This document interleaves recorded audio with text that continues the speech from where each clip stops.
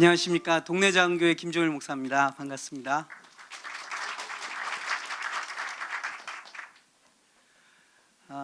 참고로 저는 지성근 목사님하고는 아무 관계가 없습니다. 그리고 저분은 저에게 아무런 강요도 하지 않으셨습니다. 순전히 자원하는 마음으로 나왔습니다.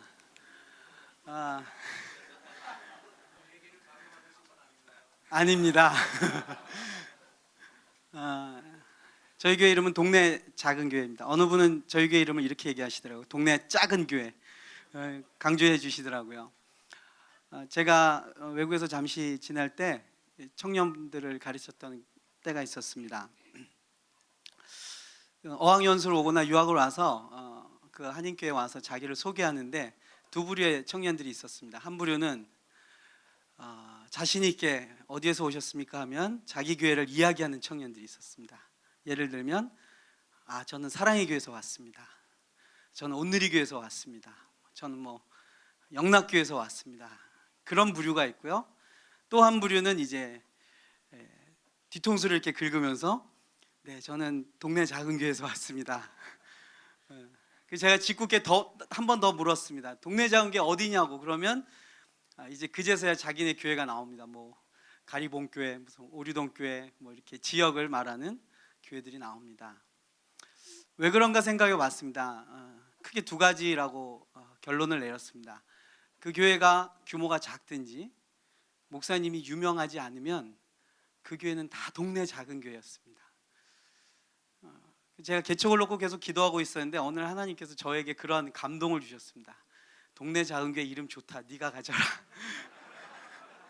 그래서 제가 그것을 제 블로그에 이름을 쓰고 앞으로 동네 작은 교회는 저희 교회입니다. 그리고 앞으로 여러분들은 다 여러분들의 교회 이름을 쓰십시오. 이렇게 제가 저 혼자 블로그에 그 이름을 쓰고 대내어 보는데 너무 이름이 좋았습니다. 그래서 제가 동네 작은 교회라는 이름으로 2007년 12월 30날 개척 설립 예배를 드리게 됐습니다. 제가 개척을 준비하면서 읽었던 책 중에 볼프강 짐존이라는 분이 쓰신 가정교회라는 책이 있습니다. 아마 여러분들 많이 아시는 책일 것입니다.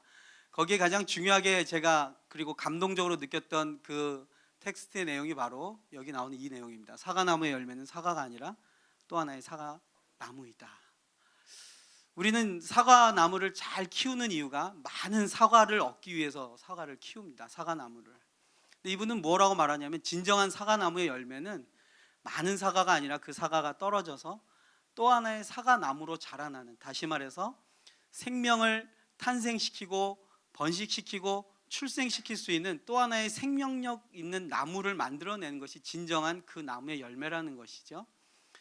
우리는 흔히 교회를 생각할 때 교회가 건강하다, 교회가 성장해야 된다, 교회가 커지고 있다라는 것을 마치 한 그루의 사과나무가 많은 사과를 열게 하는 것을 목적으로 목표로 목회를 하고 있었습니다. 그런데 이분은 의외로 그것이 아니라 또 다른 사과를 맺을 수 있는 사과나무를 키워내는 것, 어떻게 보면 그것이 큰 한 그루의 사과나무가 아니라 작은 여러 그루의 사과나무이지만 그 나무마다 열매들이 맺히는 모습, 더 넓게 보면 한 그루의 큰 사과나무가 아니라 넓은 과수원을 꿈꾸는 것이 이 사람의 마음이 아니었나, 그 생각 들면서 저도 동의하게 됐습니다. 그래서 저희 교회 심벌이 교회이면서 그 옆에 한 그루의 사과나무가 서 있습니다. 그리고 저희도 마찬가지로 예배당 없습니다. 어느 회사의 강당을 빌려서 예배 드리는데 예배 마치고 저희가 세 군데의 공간을 저희가 가지고 있습니다. 소그룹 공간을. 그 중에 한 공간이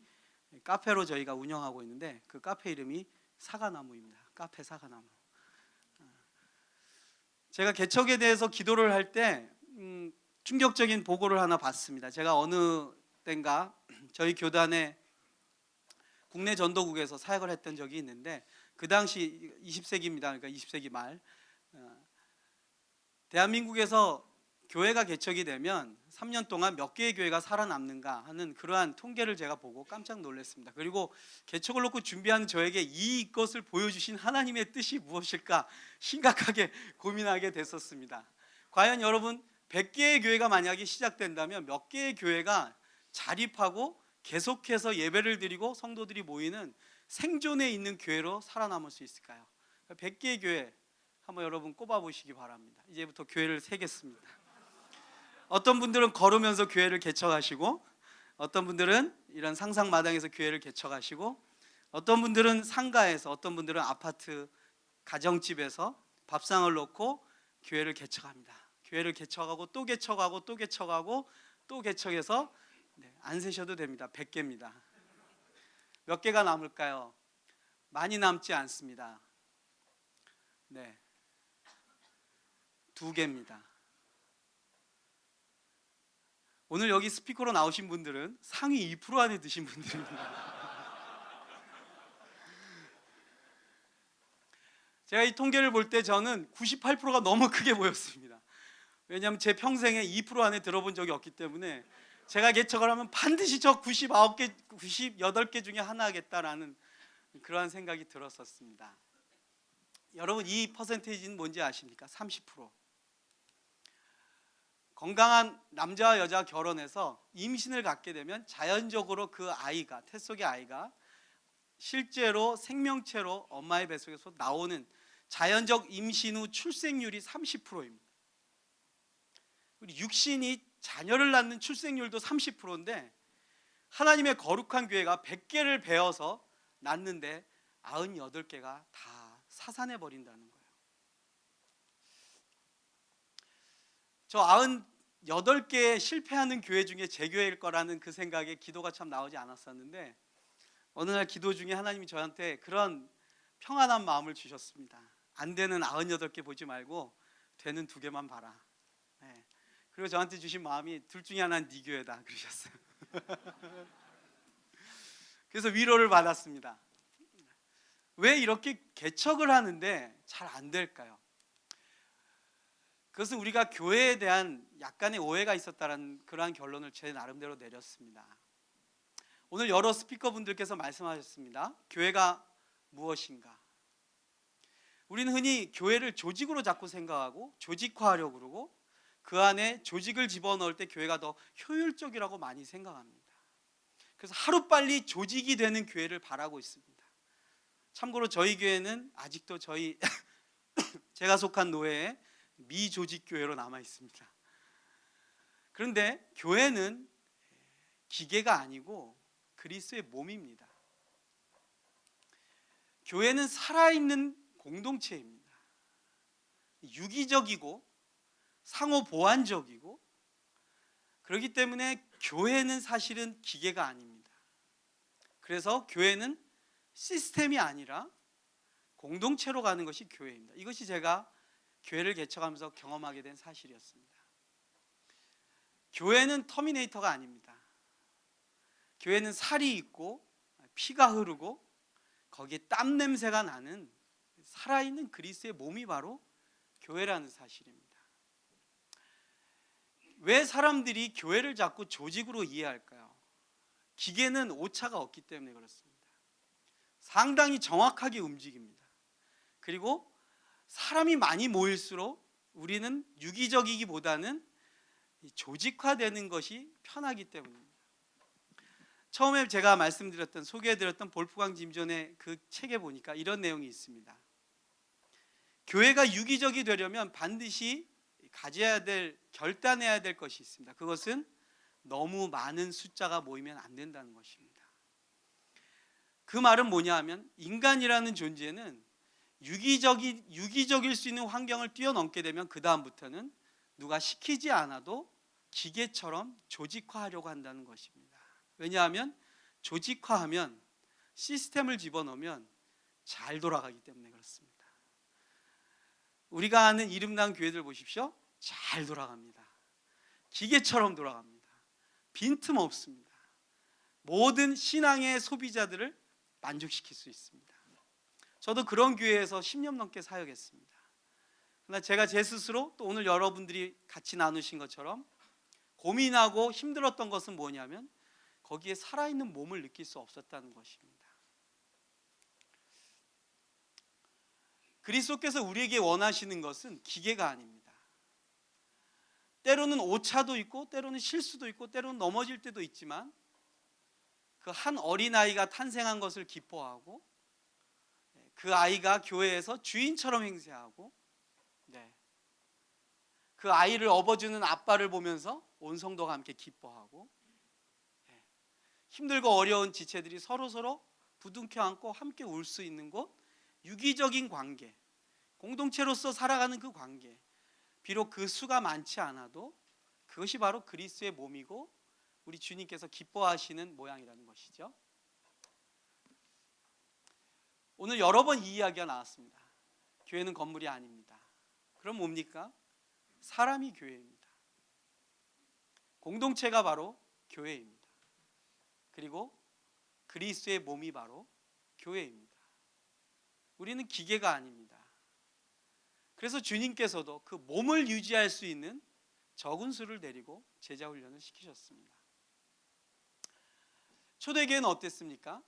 초대교회도 마찬가지였습니다. 초대교회는 예배당 중심의 모임이 아니었습니다. 그들은 보잘것없고 소박했지만 가정에서 모였고 일터에서 모였습니다.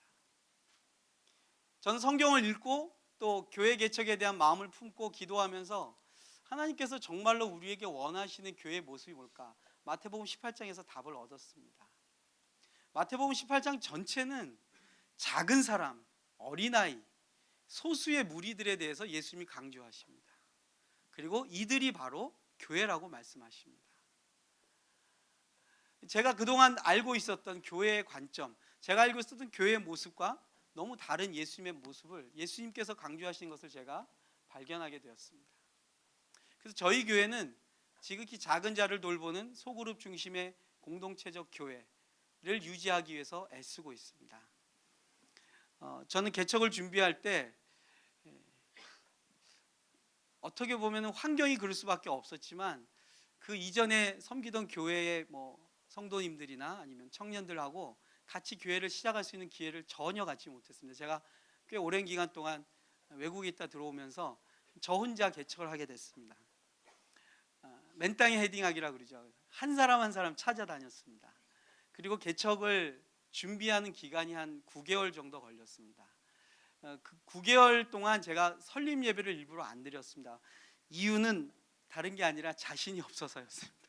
하다 안 될 것 같아서 괜히 설립 예배 해놓고 안 되면 이게 무슨 또 창피냐 그래서 되는가 안 되는가 보자 그러고 제가 9개월 동안 한 명 한 명 찾아다니고 사람들이 모이면 같이 성경 공부하고 소그룹부터 시작하고 하면서 한 9개월을 지났는데 그 9개월 기간 동안에 이제 사람들이 같이 모이게 되고 소그룹이 하나씩 시작되고 그래서 한 9개월째쯤 됐을 때는 제가 수유리부터 분당까지 지하철로 다니면서 소그룹을 할 수 있도록 일주일 내내 소그룹을 할 수 있는 소그룹들이 생기게 됐습니다. 그걸 보면서 제가 이제 교회로 세워져도 좋겠다 했는데 그 소그룹 중에서 저까지 20명이 교회로 같이 세워지기로 약속을 하고 교회를 헌신하게 됐습니다. 그래서 저희 교회는 시작부터 소그룹이 저희 교회의 굉장히 중요한 DNA입니다.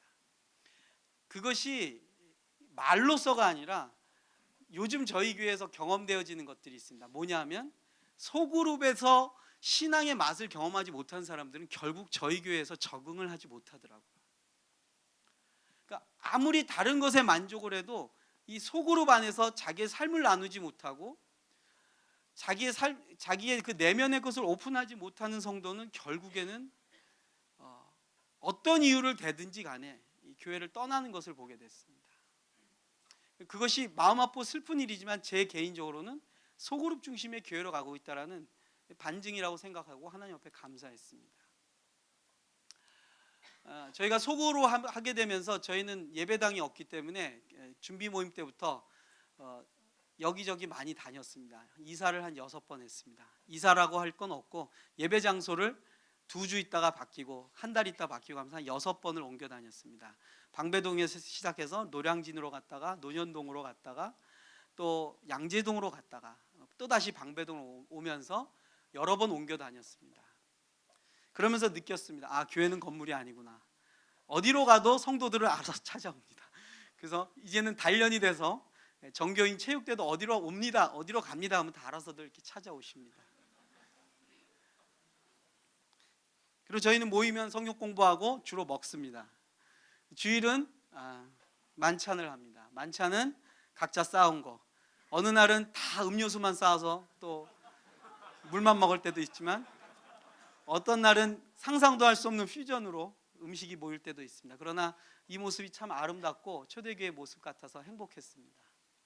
그러면서 저희가 이제 예배 장소를 회사 강당을 얻게 되면서 이제 저희가 이 소그룹을 모일 수 있는 공간들을 만들어 나가기 시작했습니다. 그것을 이제 방배동에 한 군데, 사당동 근처에 한 군데, 내방동인 한 군데, 이렇게 세 군데에 저희는 그곳을 아지트라고 부릅니다. 세 군데의 아지트를 만들게 됐습니다. 첫 번째 아지트가 바로 여기 지금 이곳과 여기입니다. 저희는 이제 재정이 넉넉하지 않으니까 없으면 몸으로 때운다 해서 다 일일이 저희가 만듭니다. 그래서 뚝딱뚝딱 해서 나무 사서 짜고 맞추고, 여기는 갑자기 공사를 하시던 분이 물난리를 펴가지고 안에 있던 모든 도구를 다 꺼내서 한번 난리가 난 적이 한번 있었는데 그 사진입니다. 유자차도 저희가 직접 만들어서 판매도 하고요. 이렇게 저희가 소그룹을 모일 수 있는 공간을 만들어서 운영하고, 지금은 이 공간들이 전부 지역사회와 소통할 수 있는 만남의 장으로, 카페로, 그리고 도서실로 저희가 이렇게 다시 리모델링해서 지역사회와 소통하고 있습니다. 저희가 이것을 하는 이유는 아까 제가 말씀드리기 전에 나왔던 영상에도 나왔지만, 사실은 우리가 예배드리는 일상, 그리고 일하는 일터, 그것에 대한 소중함을 저희가 경험하고 싶어서였습니다. 그래서 그곳이 단지 우리들만 쓰는 공간이 아니라 우리가 그것을 외부에 오픈하고 또 비즈니스적인 모델을 거기서 만들어내고, 거기에 우리 교회 지체들이 일을 할 수 있는 기회를 주고, 그렇게 하면서 그 일 속에서, 그 수고하는 현장 속에서 우리가 불신자들을 섬기고 또 그들과 접촉하고, 또 다른 지역교회 성도들이 기꺼이 와서 쉴 수 있는 공간으로 같이 교류할 수 있는, 연합하고 연대할 수 있는 현장으로 쓰게 되면서 상당히 지역에 좋은 소문이 나기 시작하고, 다른 교회와 다른 선교단체에 많은 분들이 와서 이용할 수 있는 아주 편한 공간이 되었습니다. 맛있는 커피가 아주 싸게 제공되고 있습니다. 여기는 커피 한 잔에 2,000원. 네, 여기는 핸드드립 커피인데요, 3,500원. 도서실은 저희가 이렇게 책을 준비해 놔서 지역 주민들이 와서 책을 볼 수 있도록 저희 이렇게 만들어 놨습니다. 세상 사람들이 꿈꾸는 교회가 있습니다. 어떤 교회를 꿈꿉니까? 교회가 커지기를 성장하죠. 더 커져야 됩니다. 아직도 더 커져야 됩니다. 교회가 더 커져서 더 많은 성도들이 모여서 함께 신앙생활하는, 그리고 그 안에 셀이라고 또는 소그룹이라고 모이는 이러한 교회를 꿈꾸고 있습니다. 그러나 저희 교회는 작은 교회입니다. 저희는 작은 교회들이 더 많아지는 것을 꿈꿉니다. 그래서 저희는 지금 또 하나의 개척을 준비하고 있습니다. 공동체 하나가 개척을 준비하기로 결단하고 1년 동안 준비하면서 지금 또 다른 예배 장소를 찾고 있습니다. 한 달에 2번은 따로 예배를 드립니다. 2번은 같이 드리고, 그 공동체는 한 12명 정도 되는데 1년 동안의 준비 기간 동안에 상당한 독립심을 갖게 되고, 그 1년이 저희 동네 장로교회가 초창기에 행했던 모든 시행착오를 동일하게 반복해서 하고 있습니다. 그것을 보면서 마치 딸이 아이를 낳는 고통을 보는 어머니의 느낌을 제가 요즘 받고 있습니다. 동네마다 작은 교회가 세워지는 것, 그것이 저희 교회의 소망입니다. 2%에 대해서 한 번 더 말씀드리고 마치겠습니다. 제가 2개 중에 하나가 제 교회라는 그 마음을 주셨을 때 너무 감사했었습니다. 그런데 어느 날 기도하는데 하나님께서 제 기도를 바꾸시더라고요. 너 때문에, 네가 개척한 교회가 2개 중에 하나가 아니라 너 때문에 한국교회 개척교회 성공률이 3% 되게 하겠다. 아마 이 자리에 참석하신 여러분들 때문에 한국교회 개척교회 성공률이 4%가 되고 5%가 되고 6%가 되고 7%가 되실 것입니다. 감사합니다. 마치겠습니다.